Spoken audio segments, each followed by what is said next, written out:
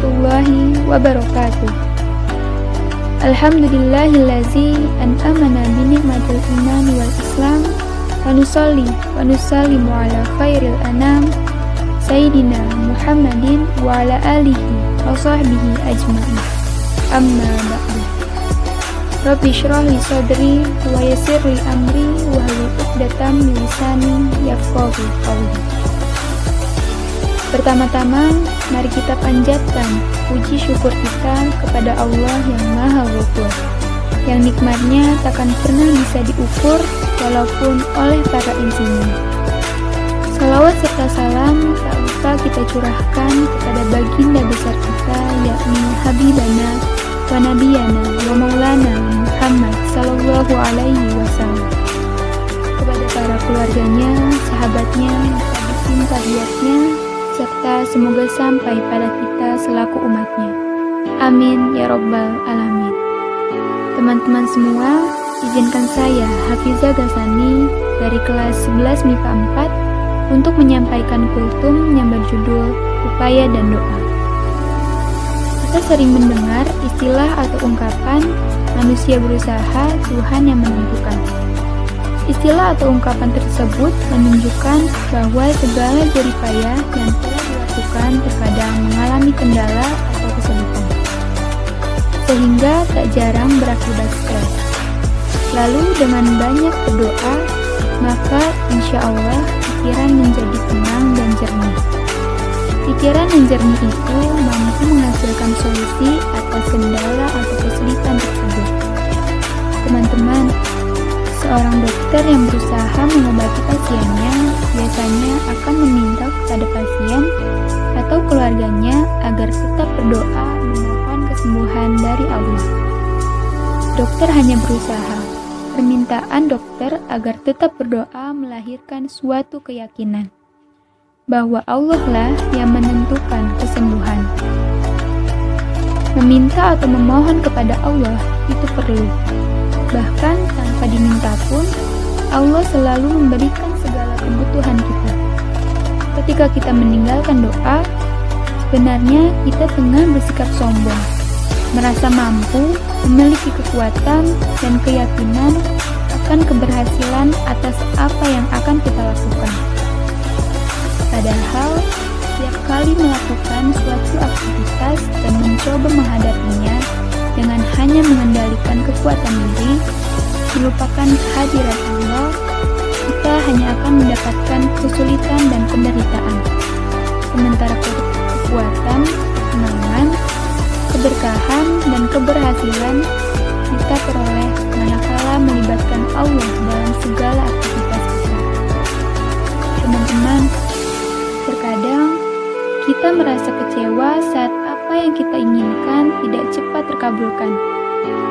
Saat hajat yang kita panjatkan tidak kunjung kita dapatkan. Lalu kita berhenti karena merasa tidak ada hasil dari doa kita. Namun, jangan pernah berhenti. Ketahuilah, ketika Nabi Nuh menghadapi umat yang kufur selama beratus-ratus tahun dengan segala cara dan upaya dakwah telah dilakukan, namun sangat sedikit yang beriman.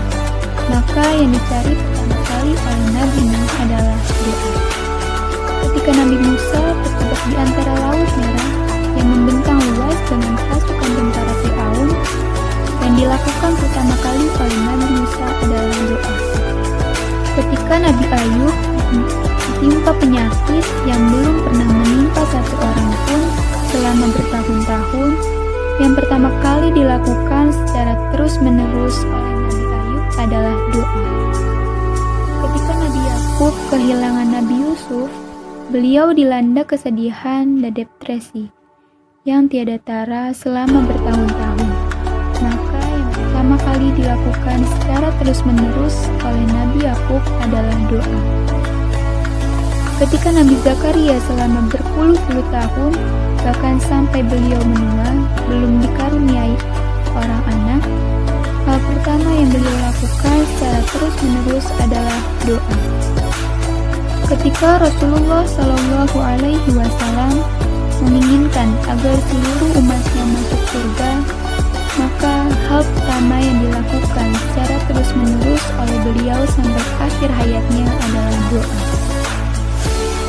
Dalam Al-Quran Surat Al-A'raf ayat 55-56, Allah Ta'ala berfirman, "Mohonlah, berdoalah kamu kepada Tuhanmu dengan cara merendahkan diri dan suaramu." Bahwasannya Allah tidak menyukai orang-orang yang melampaui batas, dan janganlah kamu berbuat kerusakan di bumi setelah Allah memperbaikinya. Dan mohonlah, berdoalah kamu kepada Allah dengan rasa takut dan harapan, sangat berharap bahwasannya rahmat Allah itu sangat dekat pada orang-orang yang ihsan, orang-orang yang berbuat baik. Maka dari itu, teman-teman, tidak ada alasan bagi kita untuk meninggalkan berdoa kepada Allah. Doa bukanlah sekedar kewajiban, namun kebutuhan kita dalam menjalani kehidupan.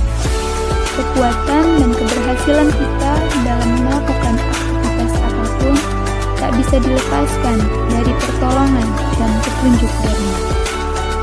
Semoga dari sini kita semua dapat menjadi hamba yang senantiasa berdoa kepada-Nya, hamba yang dekat dengannya sampai mendapat keridhaan-Nya. Amin ya Rabbal Alamin. Demikianlah kultum yang dapat saya sampaikan. Mohon maaf apabila terdapat kata atau kalimat yang kurang berkenan. Yang salah, khilaf atau keliru datangnya dari saya pribadi, dan yang benar datangnya dari Allah. Akhirul kalam, subhanakallahumma wa bihamdika asyhadu an la ilaha illa anta astaghfiruka wa atubu ilaik. Assalamualaikum warahmatullahi wabarakatuh.